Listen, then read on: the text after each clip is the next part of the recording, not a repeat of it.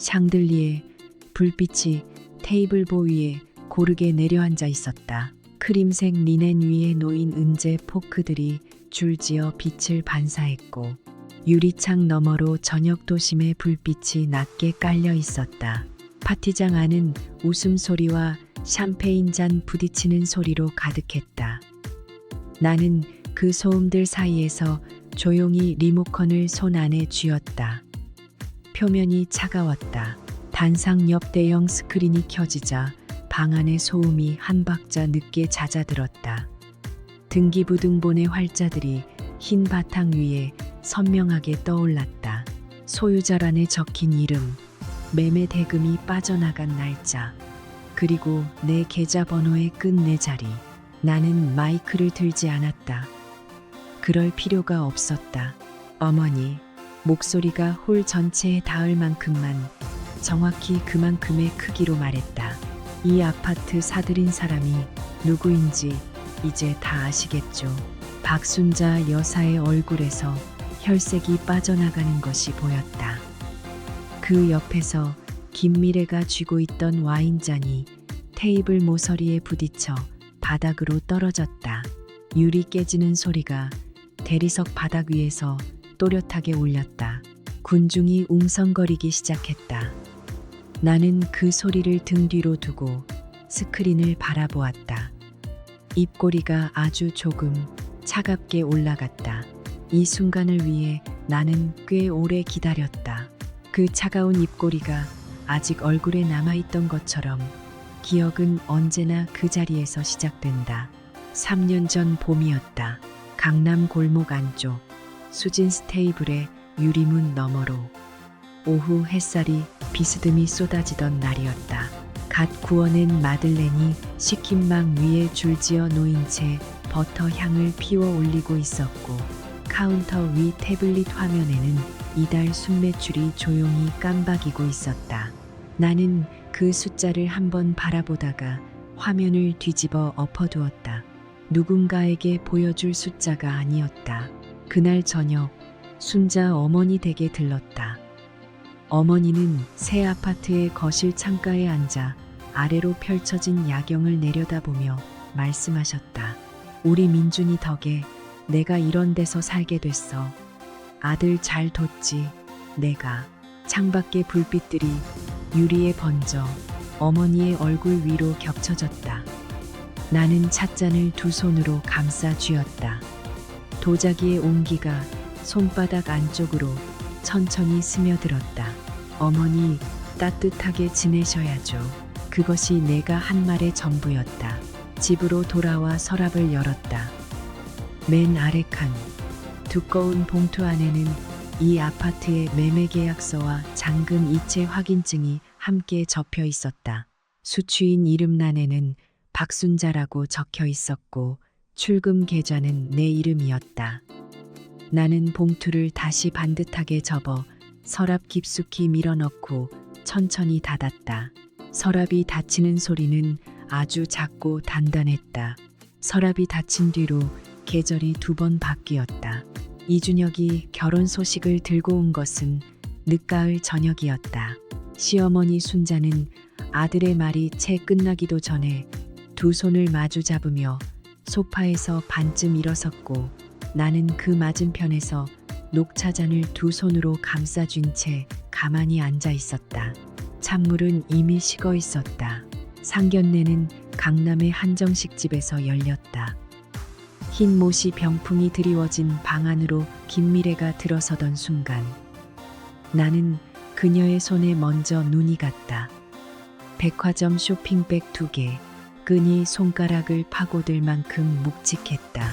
미래는 그것을 순자 앞에 소리 없이 내려놓고 허리를 깊이 굽히며 속삭이듯 말했다. 어머니, 앞으로 잘 부탁드려요. 순자의 눈이 쇼핑백 위에서 잠시 멈추었다가 천천히 빛을 모았다. 마치 오래된 방에 처음으로 햇살이 드는 것처럼 나는 빈손이었다. 언제나 그랬듯이 보이지 않는 곳에서 이미 다 치러두었기 때문에 젓가락을 내려놓으며 나는 창밖을 바라보았다. 은행나무 잎이 한 장씩 소리도 없이 떨어지고 있었다. 은행나무 잎이 다 떨어지고 나서도 한참이 지났다.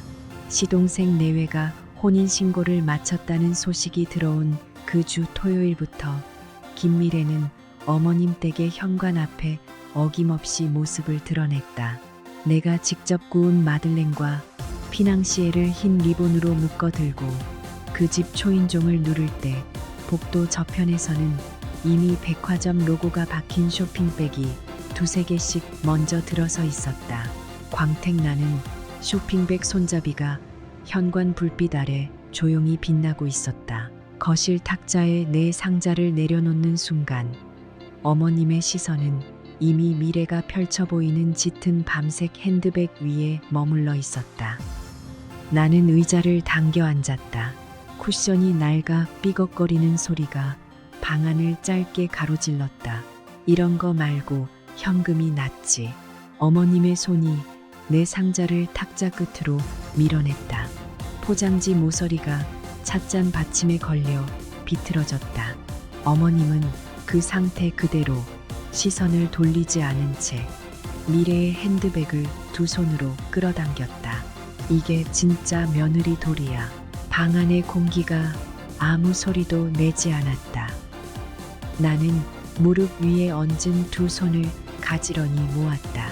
탁자 끝에서 비틀어진 포장지가 천천히, 아주 천천히 제 무게를 이기지 못하고 아래로 처졌다. 명절 음식 냄새가 거실 전체에 깔려 있었다. 기름과 간장이 뒤섞인 그 냄새는 창문 하나 열리지 않은 방 안에서 좀처럼 빠져나갈 곳을 찾지 못하고 있었다.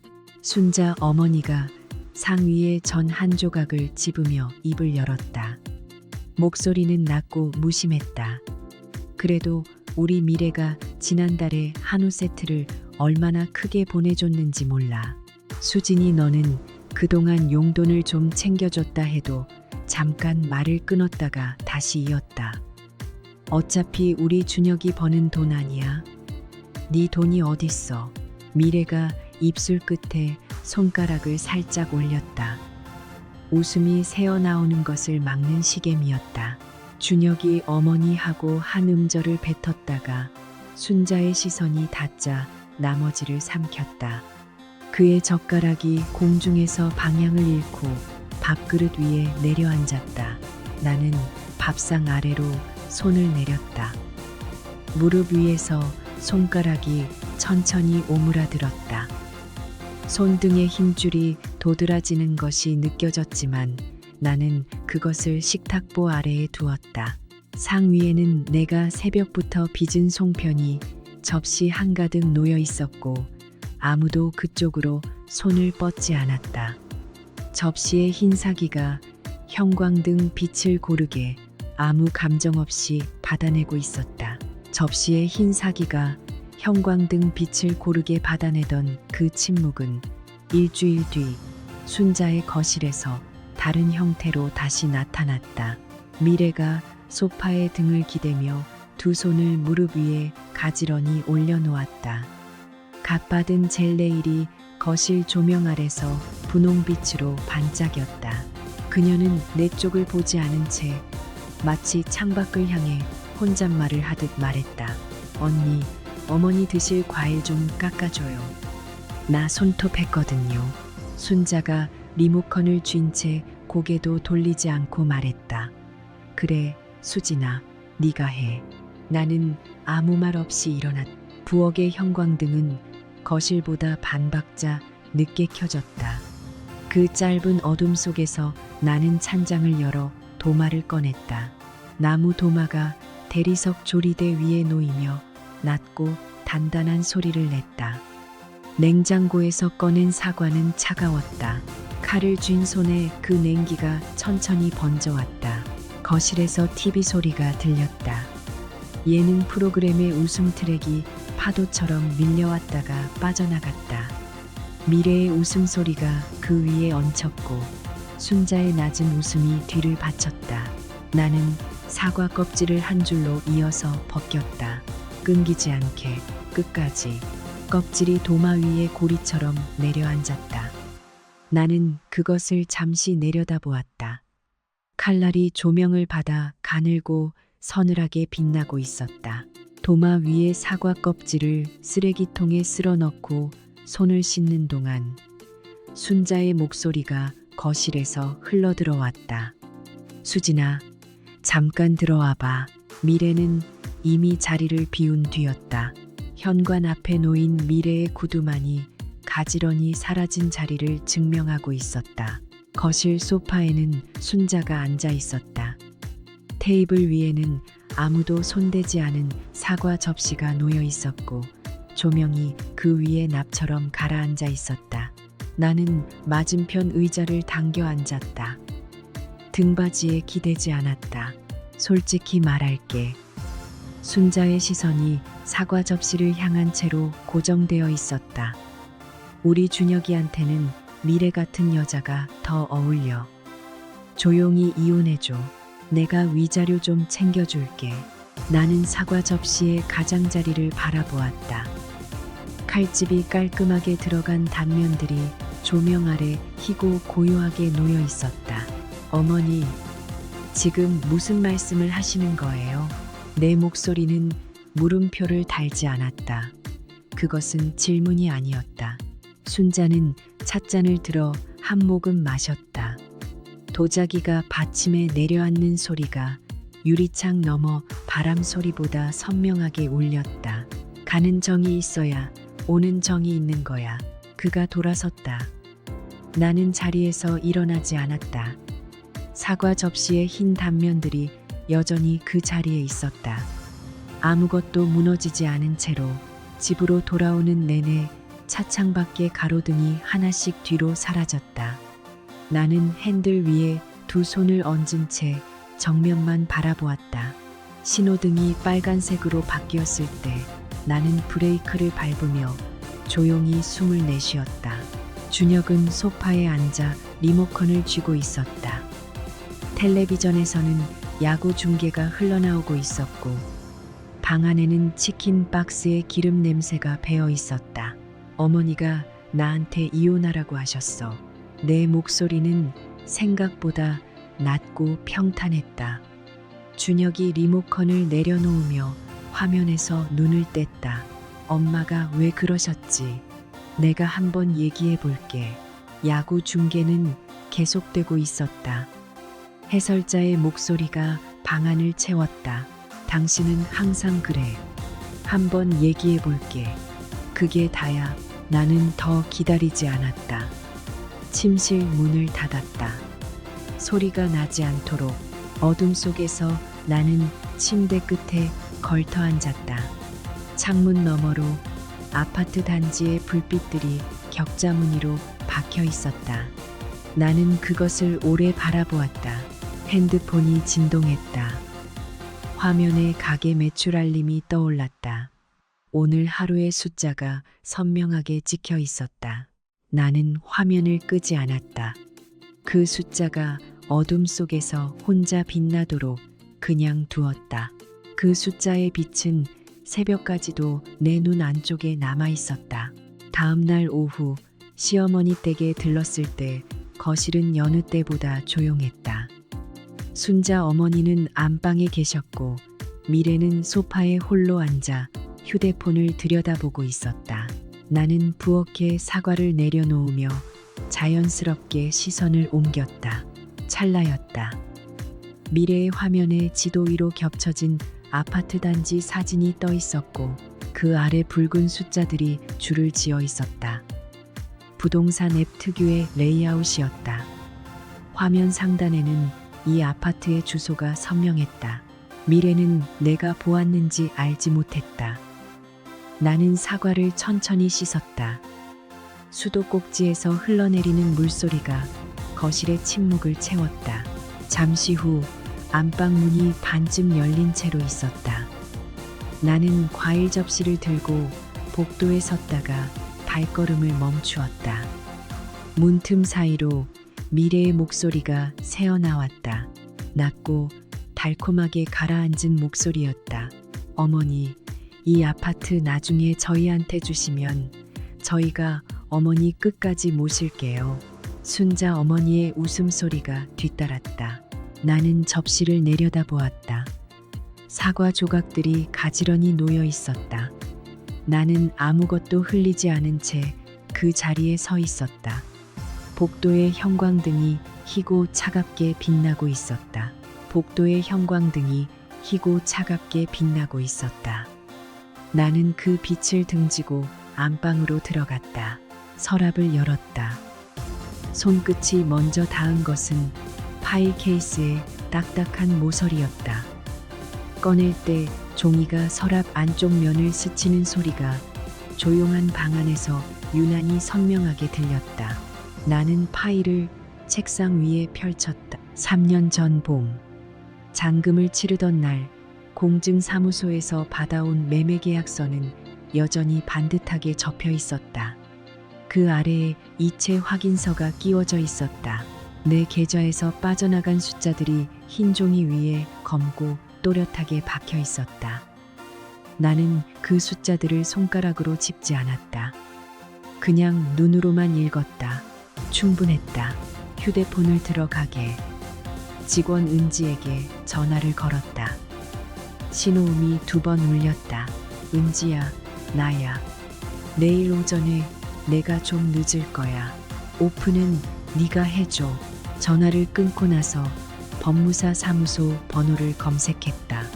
통화 연결음이 울리는 동안 나는 창밖을 바라보았다. 가로등 불빛 아래 가을 나뭇잎 하나가 소리 없이 떨어지고 있었다. 예약을 마치고 전화를 내려놓았다. 책상 위의 계약서가 형광등 빛을 받아 희게 빛났다. 나는 파일을 다시 덮었다. 천천히 그리고 단단하게. 다음 날 오전 나는 법무사 사무소에서 등기부등본을 손에 쥔 채 곧장 미래에게 문자를 보냈다. 강남역 2번 출구 앞 카페 오후 2시. 이유는 적지 않았다. 이유를 적을 필요가 없었다. 카페 안은 오후의 햇빛이 유리창을 통해 비스듬히 들어와 테이블 위에 길고 납작한 직사각형을 만들고 있었다. 나는 창가에서 2번째 자리를 골랐다. 천장 모서리에 설치된 CCTV의 렌즈가 입구 쪽을 향해 고정되어 있는 것을 확인한 뒤 아메리카노를 시키고 잔을 테이블 중앙에 놓았다. 검은 액체의 표면이 미동도 없이 잠잠했다. 미래는 정각 2시 3분에 들어왔다. 의도적인 3분이라는 것을 나는 알았다.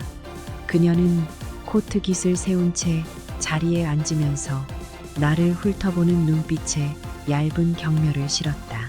나는 잔을 들어 한 모금 마신 뒤 내려놓았다. 소리가 나지 않도록. 미래씨, 어머니 아파트 때문에 접근한 거 알아요. 미래의 입꼬리가 한쪽으로 올라갔다. 증거 있어요? 언니가 뭘 안다고. 그 말이 제 공기 중에 가라앉기도 전에 그녀의 손이 올라왔다. 나는 그 손목을 잡았다. 손가락이 아니라 손목의 뼈가 느껴지도록 단단하게.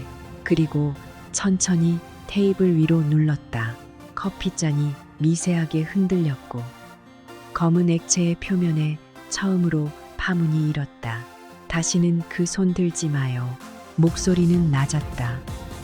카페 안의 다른 소음들이 그 낮은 목소리를 감싸 안았다. 천장의 CCTV 렌즈는 여전히 우리를 향하고 있었다. 카페를 나서며 나는 외투 단추를 아래에서부터 천천히 잠갔다. 손끝에 닿는 단추 하나하나가 차갑고 단단했다. 미래의 뒷모습이 골목 모퉁이를 돌아 사라지는 것을 확인한 뒤에야 나는 걸음을 옮겼다. 그날 저녁 나는 거실 조명을 반만 켜두었다. 소파 위에 놓인 찻잔에서 김이 가늘게 피어올랐다가 천장 쪽으로 흩어졌다. 창밖으로 아파트 단지의 가로등이 하나씩 켜지고 있었다. 현관 초인종이 울린 것은 찻잔의 온기가 거의 가신 무렵이었다. 문을 열기도 전에 나는 그것이 어머니임을 알았다. 초인종을 누르는 방식이 달랐다. 짧고 거칠게 2번. 이 나쁜 년아. 어머니가 문지방을 넘어서는 순간부터 목소리가 먼저 들어왔다. 복도의 형광등 빛이 어머니의 어깨 뒤에서 낯빛으로 번졌다. 내가 한 발짝 물러서는 사이 어머니의 손이 공중에서 짧은 호를 그리며 내 머리카락을 움켜쥐었다. 어머니, 놓으세요. 나는 목소리를 높이지 않았다. 다만 또렷하게 발음했다. 그 순간 현관문이 다시 열렸다. 열쇠 꽂히는 소리도 없이 그냥 열렸다. 남편이 서 있었다. 서류 가방이 그의 손에서 천천히 내려갔다. 남편의 서류 가방이 바닥에 닿는 소리는 생각보다 낮고 둔탁했다. 거실의 공기가 그 소리 하나로 다른 질감으로 바뀌었다. 순자의 손이 내 머리카락을 쥔 채 굳어 있었다. 나는 움직이지 않았다. 남편이 무엇을 보고 있는지, 그 눈이 어디에 머물고 있는지 나는 정확히 알고 있었다. 굳이 고개를 돌릴 필요가 없었다. 민준아, 순자가 먼저 아들의 이름을 불렀다. 그 목소리에는 당황함과 변명이 이미 뒤섞여 있었다. 남편이 걸어왔다. 구두 소리가 마루 위에서 또렷하게 끊겼다. 그는 순자의 손목을 두 손으로 감싸쥐고 천천히, 그러나 거스를 수 없는 힘으로 내 머리카락에서 떼어냈다. 엄마, 그만해요. 나지막했지만 그 말은 방 안의 벽지 한 장 한 장에 스며드는 것처럼 퍼졌다. 순자가 뒤로 반걸음 물러났다. 남편은 그녀를 놓지 않았다. 그의 목소리가 다시 열렸을 때 그것은 준비된 말이 아니라 오래 눌러두었던 무언가가 마침내 무게를 이기지 못하고 터져나오는 소리였다. 이 아파트 수진이 돈으로 산 거야. 수진이가 디저트 가게 사장이고 엄마 아파트 살 때 수진이 계좌에서 전액 이체된 거라고. 찬장 위에 유리컵 하나가 형광등 불빛을 받아 희미하게 빛났다. 그 외에는 아무것도 움직이지 않았다.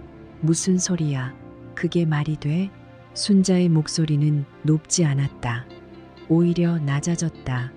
그녀가 또 한 걸음 물러섰고 등이 벽에 닿기 직전에 멈췄다. 나는 흐트러진 머리카락 한 올을 귀 뒤로 넘기며 그녀를 바라보았다. 시선을 거두지 않은 채로 순자의 등이 벽에 닿기 직전에 멈춘 것을 확인하고 나서야 나는 천천히 몸을 돌렸다. 거실 한쪽 벽면에 붙박이장이 있었다. 내가 이 집에 처음 들어서던 날부터 그 자리에 있었던 장이었다. 나는 두 번째 서랍 손잡이를 잡아당겼다. 서랍은 소리 없이 열렸다. 서랍 안쪽에는 갈색 봉투 하나가 가지런히 놓여 있었고 봉투의 모서리는 3번의 이사를 거치는 동안에도 한 번도 구겨진 적이 없었다. 봉투를 꺼내 탁자 위에 내려놓았다. 그리고 안에서 서류들을 한 장씩 꺼내 펼쳤다.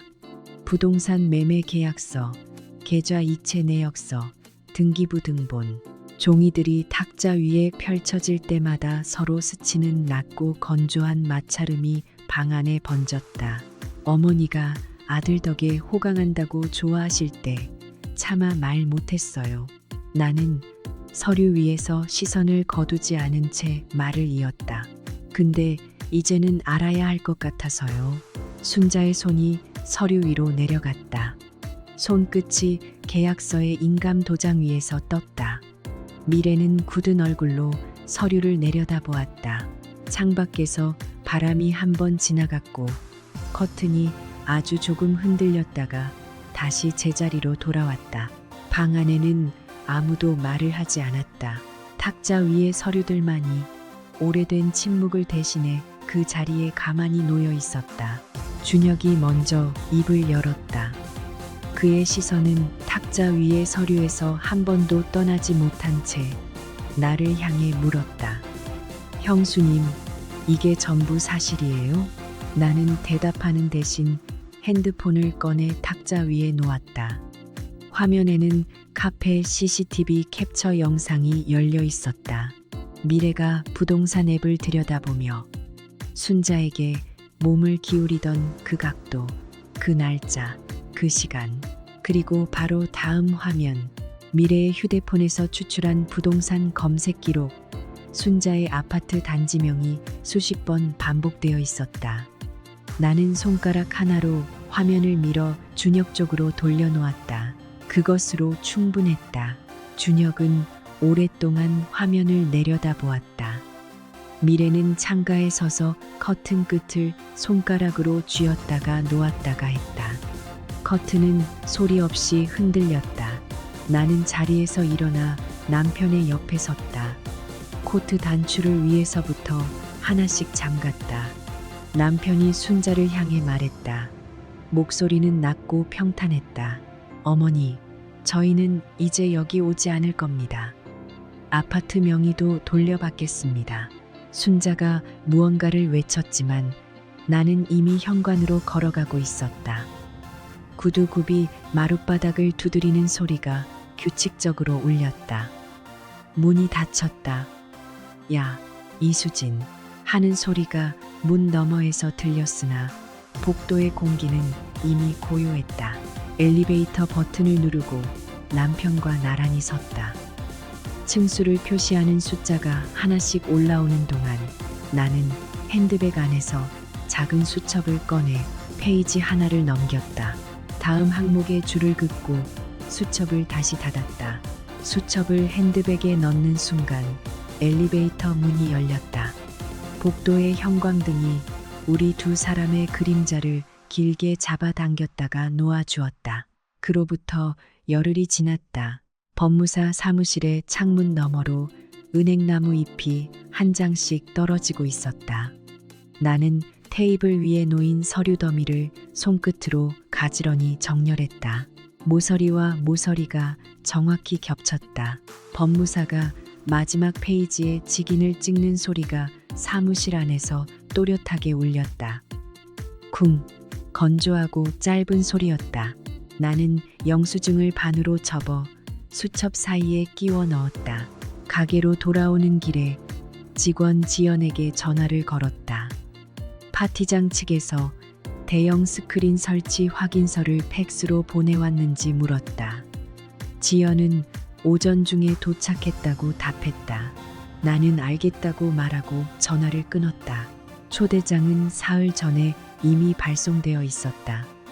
봉투 안에는 결혼 1주년을 축하하는 문구와 함께 파티 장소와 시각이 단정한 명조체로 인쇄되어 있었다. 순자와 미래의 이름이 수신일란에 나란히 적혀 있었다. 그날 밤 나는 노트북을 열고 폴더 하나를 클릭했다. 화면 위로 파일 목록이 펼쳐졌다. 영상 파일들이 날짜 순으로 줄지어 있었고 가장 위에 놓인 파일명 옆에 재생 시간은 2시간 47분이었다. 나는 화면 밝기를 한 칸 낮추고 뚜껑을 반쯤 닫았다. 파티까지는 닷새가 남아 있었다.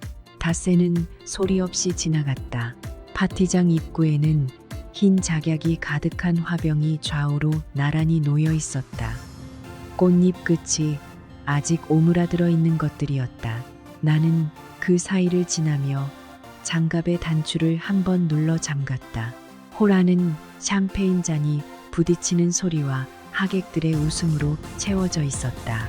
미래는 연한 살구빛 드레스 차림으로 순자의 팔에 매달려 있었고 순자는 진주 목걸이를 손끝으로 매만지며 연신 고개를 끄덕였다. 두 사람의 시선이 내게 닿았을 때 나는 먼저 눈을 떼지 않았다. 사회자가 마이크를 넘겼을 때 호란의 소음이 한층 낮아졌다. 나는 단상 쪽으로 걸었다. 구두굽이 대리석 바닥에 닿을 때마다 짧고 단정한 소리가 났다. 마이크를 건네받는 순간 조명이 스크린 쪽으로 기울었다. 오늘 이 자리에서 한 가지 사실을 공유하고 싶어요. 목소리는 낮고 고르게 나왔다. 리모컨의 버튼을 누르자 스크린이 밝아졌다. 등기부 등본이 먼저 떴다. 소유자란에 내 이름 석자가 조명 아래 선명하게 박혔다. 그 아래로 계좌 이체 내역이 펼쳐졌고 이체일과 금액이 줄줄이 흘렀다. 세 번째 슬라이드가 넘어가자 부동산 앱 검색 기록이 화면을 채웠다. 검색어 옆에 찍힌 날짜는 미래가 처음 이 집에 발을 들이기도 전이었다. 김미래 씨는 이 아파트를 상속받으려고 어머니께 접근했습니다. 호란이 조용해졌다.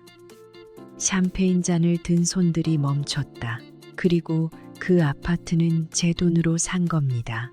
미래가 먼저 움직였다. 드레스 자락이 바닥을 쓸며 단상 쪽으로 달려왔다. 꺼줘요, 당장. 목소리가 홀 천장까지 튀어올랐다.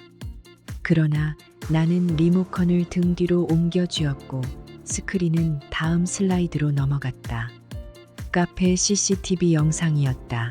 미래가 순자의 맞은편에 앉아 서류 봉투를 밀어넣는 장면이 무음으로 흘렀다. 영상 하단의 타임스탬프가 날짜와 시각을 또렷하게 찍고 있었다. 순자는 진주 목걸이에서 손을 내렸다. 그 손이 허공에서 잠시 머물렀다가 옆구리로 떨어졌다. 흰 작약 꽃잎이 화병 안에서 아직 오므라든 채였다. 순자의 손이 옆구리로 떨어진 뒤로도 파티장의 공기는 한동안 아무것도 흡수하지 못했다. 샹들리에 불빛이 테이블보 위에 고여 있었고 누군가 내려놓은 샴페인 잔이 천천히 기울어지다 멈췄다. 그때 민준이 움직였다. 그는 미래의 옆에서 반걸음 물러섰다. 아주 조용하고 아주 천천히, 마치 오래전부터 결심해둔 거리를 되찾는 사람처럼. 파티장 한가운데 서서 그는 입을 열었다. 미래씨, 우리 끝내요. 목소리에 떨림도 없었고 날도 없었다. 그저 닫히는 문처럼 단단하고 조용했다. 미래가 그의 팔을 잡았다. 손가락에 힘이 들어가 남색 재킷 소매가 구겨졌다. 여보, 사람들 앞에서 이러면 어떡해. 이러면 안 되잖아. 민주는 그 손을 뿌리치지 않았다. 다만 소매가 스르르 빠져나가도록 한 걸음 앞으로 걸었다. 미래의 손이 허공을 쥐었다가 풀렸다. 그가 걸어온 방향은 나와 준혁이 서 있는 쪽이었다. 하객들 사이로 난 길이 저절로 열렸다. 그는 내 앞에 멈춰 서서 허리를 숙였다. 깊고 오래된 인사였다. 형수님, 죄송합니다. 나는 대답하지 않았다. 대신 그의 등 너머 파티장 한쪽 벽을 바라보았다. 순자가 그곳에 주저앉아 있었다. 진주 목걸이가 목 위에서 비틀려 있었고 그녀의 입술이 아주 작게 움직였다. 내가 뭘 한 거야. 흰 작약이 화병 안에서 끝내 피어나지 않은 채 파티장의 불빛만이 아무것도 모른다는 듯 고르게 내리쬐고 있었다. 파티장의 불빛이 기억 속에서 서서히 꺼지고 나서 얼마간의 시간이 흘렀다. 법원 조정실은 북향이었다. 창문 너머로 보이는 하늘은 낯빛이었고 실내에는 형광등 불빛만이 서류 더미 위에 고르게 내려앉아 있었다. 조정위원이 내민 합의서 위에 내 이름 석자가 인쇄되어 있었다. 나는 펜을 들어 서명란에 천천히 서명했다. 펜촉이 종이 위를 긁는 소리가 방 안에서 또렷하게 울렸다. 단 한 번의 획도 흔들리지 않았다. 등기부등본이 내 손에 쥐어졌을 때 종이의 질감이 유난히 차가웠다. 나는 그것을 서류 봉투 안에 반듯하게 접어넣고 봉투 입구를 손끝으로 꼼꼼히 눌러 닫았다. 순자가 아파트를 비운 날 나는 그곳에 가지 않았다. 누군가에게 전해 들은 이야기는 이러했다.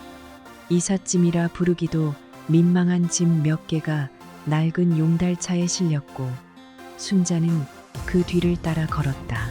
진주 목걸이는 보이지 않았다. 옥탑방 계단을 오르는 그녀의 뒷모습을 아는 사람은 없었다. 며칠 후 동네 사람이 말했다. 골목 안쪽 식당에서 새로 설거지 아주머니가 들어왔다고. 저녁 내내 설거지통 앞에 서서 묵묵히 그릇을 닦는다고. 나는 그 말을 들으며 봉투 속 등기부 등본을 한 번 더 가방 깊숙이 밀어 넣었다. 창밖에 낯빛 하늘 아래 가로수 잎이 바람도 없이 한 장 떨어졌다. 두 아들 중 누구도 전화를 걸지 않았다. 설거지통 앞에 선 순자의 손이 뜨거운 물속으로 잠겼을 그 시각. 나는 서류 봉투를 무릎 위에 올려두고 조용히 앉아 있었다. 법원 복도의 냉기가 발끝에서부터 올라왔고 형광등이 아주 미세하게 깜빡였다가 다시 고요해졌다. 서류 봉투는 그날 밤 책상 서랍 깊숙이 들어갔다. 더 꺼내볼 이유가 없었다. 봄이 왔다. 정확히는 내가 봄을 허락했다. 수진스 테이블 2호점 현수막은 이른 오전 햇살을 정면으로 받아 흰 글씨가 눈이 부실 만큼 선명했다. 천 위로 바람이 한 번 지나갔고 현수막이 부드럽게 출렁이다 다시 팽팽해졌다. 가게 유리창에는 아직 개점 전의 정적이 담겨 있었다. 진열대 위의 케이크들이 유리 너머에서 조용히 빛을 받고 있었다. 준혁이 먼저 카메라를 들었다. 시동생 민혁은 그 옆에서 어색하게 웃으며 어깨를 좁혔다. 셋이 나란히 섰을 때 준혁이 낮은 목소리로 말했다. 미안해. 늦게 알아서. 나는 현수막 쪽으로 눈을 한번 올렸다가 그를 바라보았다. 이제 알면 됐어. 그것으로 충분했다. 더 긴 말은 이 봄 햇살에 어울리지 않았다. 셔터 소리가 났다. 그 직후 유리문이 열리며 손님들이 밀려들기 시작했다. 달콤한 버터 향이 거리까지 번졌다. 나는 앞치마 끈을 허리에 2번 감아 단단히 메었다. 구두 굽소리가 타일 바닥을 또렷하게 두드리며 주방 안으로 이어졌다. 문이 닫혔고 그 소리는 아주 조용하고 확실했다.